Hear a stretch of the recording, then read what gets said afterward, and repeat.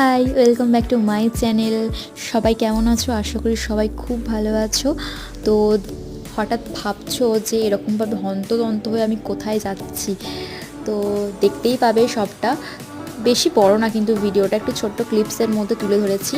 তো আমাদের হোস্টেলে হঠাৎ করে শুনতে পেলাম যে নাকি আমাদের কলেজের শ্যুটিংয়ের জন্য এসেছে, একটা শর্ট ফিল্ম শ্যুটিং হচ্ছিলো, তারই কিছু কিছু ক্লিপস আমি নিলাম এখানে ভিডিওটার মধ্যে।